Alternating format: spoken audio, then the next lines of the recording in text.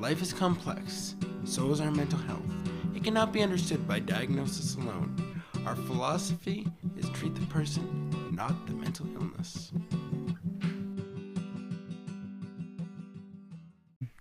Hello everyone and welcome to another episode of Humanizing Mental Health. I am a little bit stressed out, Trent Akers.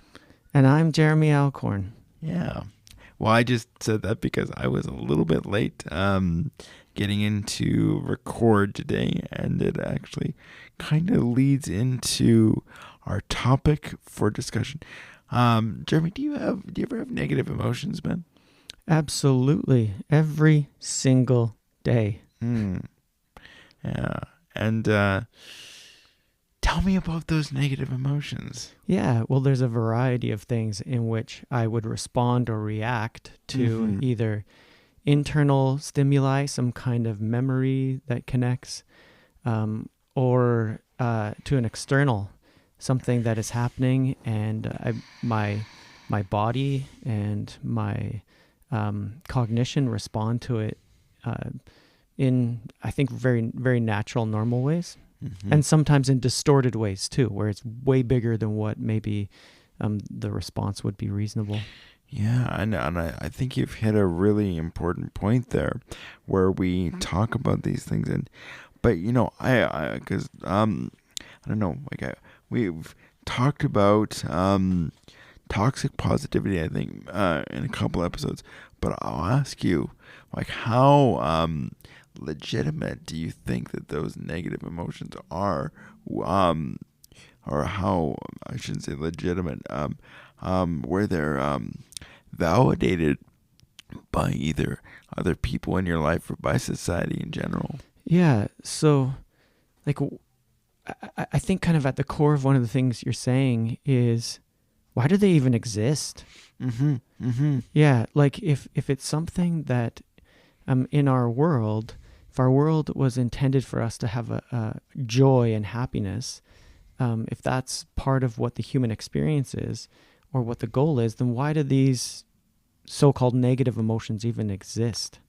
Yeah, and you know, I think that's a really, really salient point, because I think, like, you know, there's so many things about our world, you know, where it's like, come on, get happy, and I mean, happy. Sorry, I'm just thinking about the old Partridge Family there, and it's we have this idea where we're striving for happiness, but is happiness really the appropriate emotion? Sometimes is positive always needed in the moment, or you know, negativity sometimes is, because as I talk about with a lot of my clients, that you know, negativity, even though we don't like to experience it, sometimes those negative emotions can keep us safe. That can be, you know, the boat that, as you're riding down the river of well-being, that can really protect us from the rocks. Yeah, there's a reason that they exist. Like the way I like to say it is, there are not good feelings and bad feelings.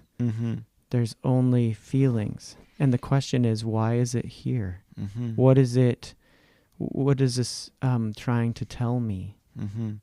Yeah, and I like that, because you know, it's almost like symbolic interactionism. We are assigning the designation to it. It's kind of like George Carlin would say, you have a thought, and I can't pop like he does, but then we assign a word to that thought or to that feeling, and by there, then we're even narrowing the window of specificity and even disconnecting from what's going on around us. Sure. So a lot of people would want to really try to avoid anger. They would want to really try to avoid sadness, fear.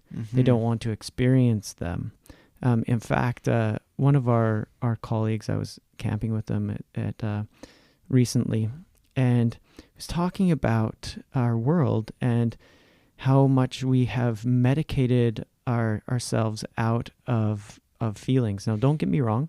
I want to be very clear. There is a role for medication in the treatment of some emotional mental health concerns. It's just that it's become such a big part of the treatment that he used a key phrase. He said, you know, what the opiate is of the masses.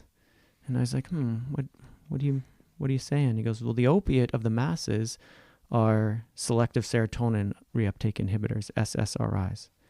And it's like we're numbing out the human experience at times instead of experiencing it.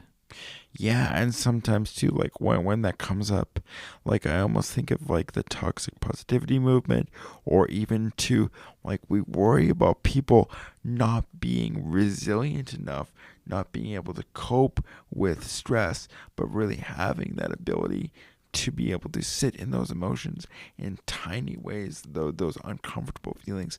That's where you build up the resiliency.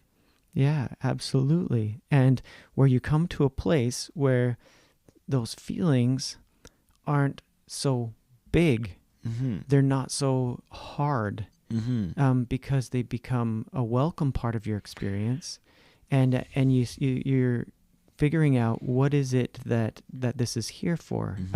Why am I angry? Oh, I'm angry because a boundary has been crossed. Well, then rather than raging out, because it's okay to be angry, it's not okay to be mean. Right there, and I think that's key distinction. It's like you're okay with like how you're feeling. That's legitimate. It's what is the appropriate response to that is also going to validate where that other person is at. Yeah. And yourself. It becomes a part of an understanding, when does this emotion actually become a problem? Because we look at intensity, we look at intensity, frequency, duration. How big is this? How often is it happening? How long does it last? Because if someone is sitting in an experience of anger for a long period of time, it will, even if they are able to manage their behavior, the intensity that radiates off that person is felt by others, and it will interfere with relationships, and not to mention their own physical body. Yeah. Like you think about hardening of the arteries, issues with the heart, the lungs, and then too, like what sort of foods are you eating? How is that affecting your sleep and everything? And then it almost becomes a negativity spiral. Yeah, absolutely. Where that intensity of that anger, as it sits there too long, pushing the fight, in that fight or flight, pushing that, and having those stress hormones continually run through us, well, it's not going to be good for us. And so it's more about finding a balance. We're definitely not giving the message that it's okay to sit in negative emotions ongoing for a long period of time, because that will be harmful for a person. It's also not good for a person to push it down. Absolutely. I almost wonder if it's warranted breaking out our old friend Gabor Mate here, where he talks about the whole idea of the difference between stressed and triggered. Oh, yeah. Speak to that, because in fact, Ethan, for me, I'm trying to remember what that is. So like the whole idea is that, like where he talks about like where it's and I mean I'm not meaning to blame or shame people here, but within our society, like a lot of people say, oh, I'm triggered. But where Gabor talks about the fact that there is a whole continuum between feeling stressed, feeling like a little bit anxious, feeling uncomfortable, all the way up to triggered. And the idea with being triggered is that, did this like what was your level of upset, what was your level of discomfort, and also to how long did that impact you? Was it just in the moment, or was this for days, hours, or weeks? Sure, I like that. And I would actually add to that to say, how far did that push my body? Like, for example, I spoke in a previous episode about an experience in which, after I went for an eye treatment, that I smelt burnt dog hair when they were doing this eye treatment, and actually, when I went back for further treatments, that was not that was dissociative. It was actually an olfactory memory that connected back to a previous event that had happened to my eyes. And so part of it is actually the physicality of what's going on for us. That, are we actually triggered? and how intense is that? Because we get to maybe not live a human experience, I guess is what you're saying. Yeah, We call these things problems. They're not actually problems. They're part of a human experience. absolutely. And then you're narrowing it even further. You're either narrowing it by, like you talked about with our colleague, where we're using the opiate of the masses, which I love that now. I'm going to use that from now on. Or we're saying, okay, that's triggering that, we need to steer away from that. And then we end up being like joy from inside out, where we're only focusing on the positive. And I think that Right. that is where that's where the toxic positivity comes from. And I know in one of our previous episodes we talked about learned helplessness, but I think what we really need to do is we need to talk about learned optimism, in the sense that we're not denying these negative feelings, we're not denying the negative events, Right. but we're also striving for resiliency. We're striving for the positive while accepting the negative. Sure.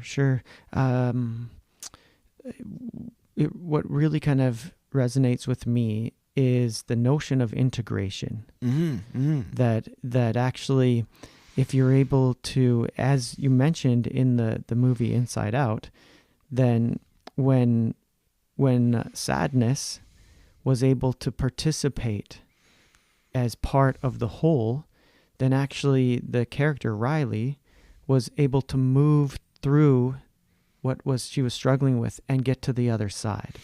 Absolutely.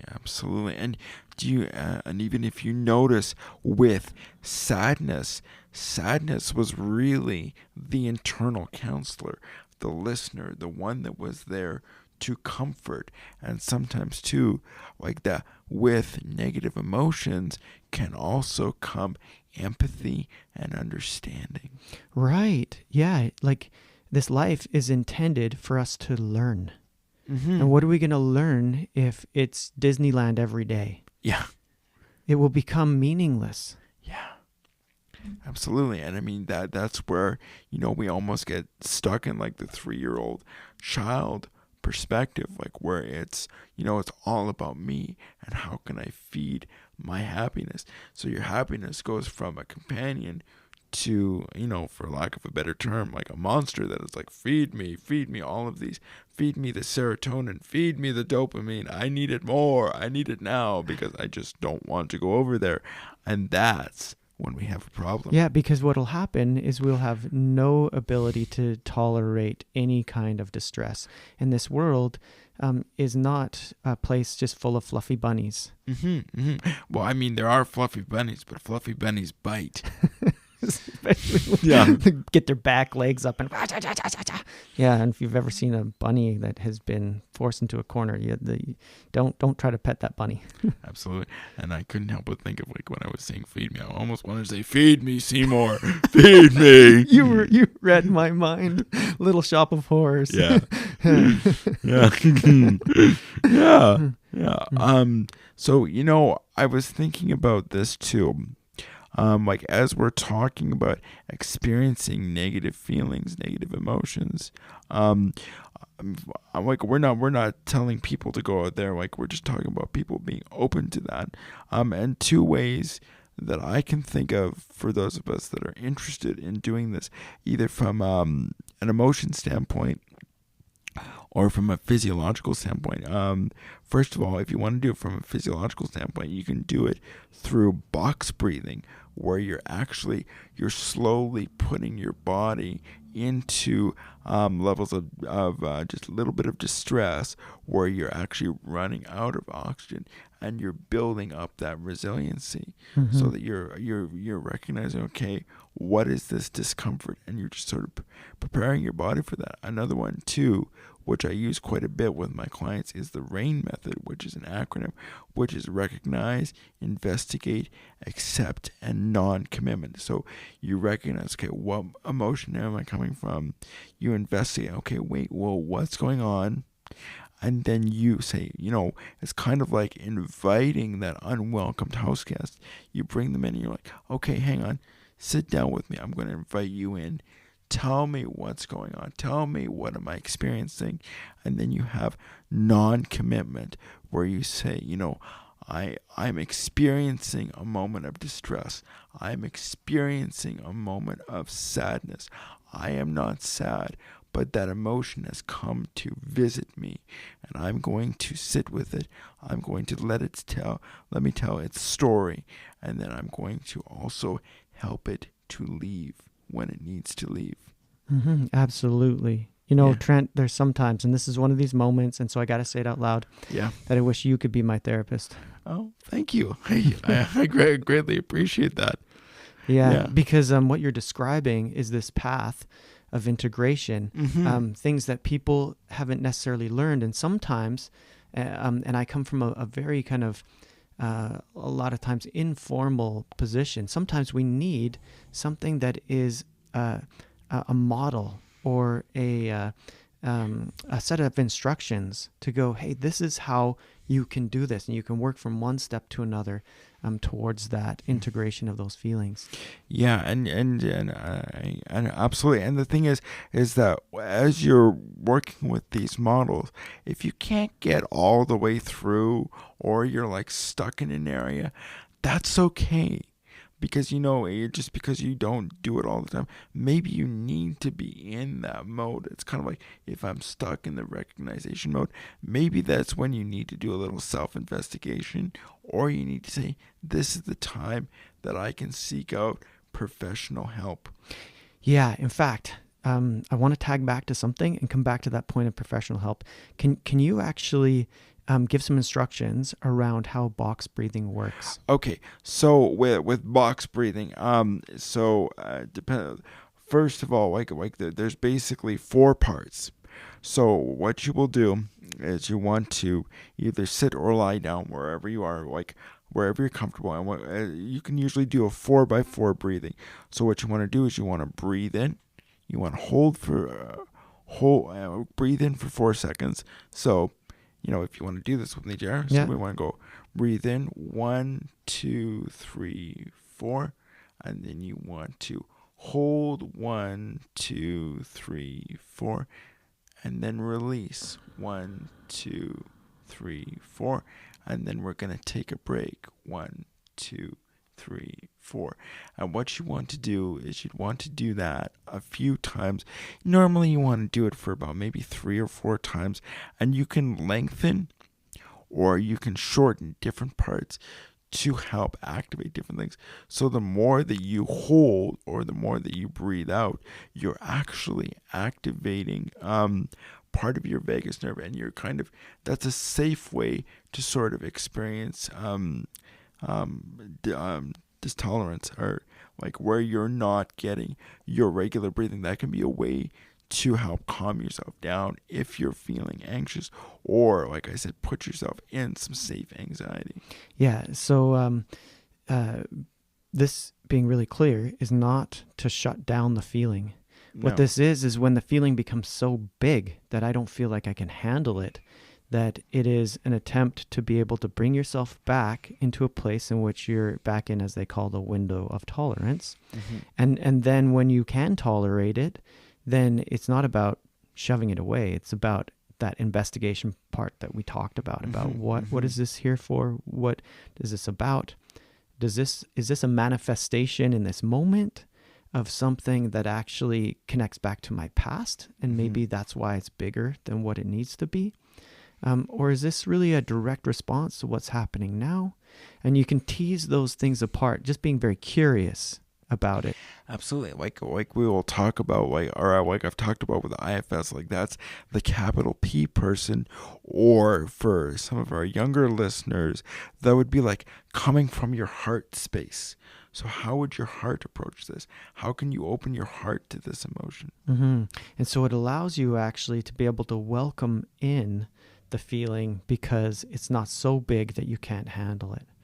And then you were mentioning about really at times when things get so big that they actually represent a bigger problem, that they actually come to a place of illness.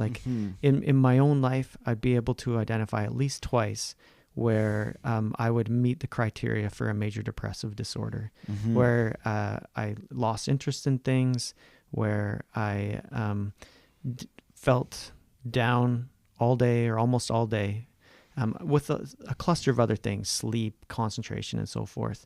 But for a minimum of a 2-week window. Now, keeping in mind that that's the diagnostic criteria, and we're really looking at that as an illness model, there is times in which some things get so overwhelming that they get into that state. And we may need to look at some deeper things there. We may not be able to just sit in that negative emotion all of the time. We might need to be able to push away from it. Oh, absolutely. And sometimes, as we've talked about on the podcast here, I'm sure, where we've talked about being nervous system to nervous system and having that co-regulation, because sometimes our window of tolerance is not big enough, so we need to borrow somebody else's brain, their embodied brain, and we need to borrow their nervous system to help tackle these emotions. And that's really what us therapists are here for, along with providing psychoeducation and good jokes. Yeah. And it's about therapy.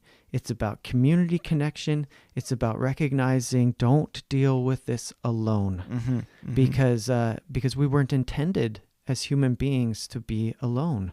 No, absolutely. We're wired to connect. Yeah. Wow, we've had a really meaningful discussion today, haven't we? I think so. Yeah. So I'm curious, Jared, what are you going to take away from today's podcast? Well, I think one of the biggest things that jumped out at me, not from me. Well, who knows? Maybe some of your emotions are jumping out. Is really, as we were talking about this, and the importance of the idea of integration, that we're able to have a sense of what are these feelings here for, so that I can listen to them, so that they can settle down. And when those feelings have their purpose has been met, then they usually settle back down. Absolutely. And I think that's something that even though I work with emotions all the time, like every once in a while, like when I've got in my head, and you just reiterated that I'm going to take away, rather than saying stop it, I'm going to say, wait, I need to stop for you to listen, so I can listen to you, not you stop talking to me in terms of my emotions. But on that note, as we're sitting here talking to ourselves, and we're cueing into our own emotions, I invite the rest of our listeners to do the same. And if you hopefully can utilize some of these skills and have a good, bad, or any other kind of day that you're having today. But on that note, I'm Trent Akers. And I'm Jeremy Alcorn. See you next time. Thank you for joining us today. We hope that this message has been as meaningful to you as it has been to us. If you're looking for help, you can find us on Facebook at Humanizing Mental Health.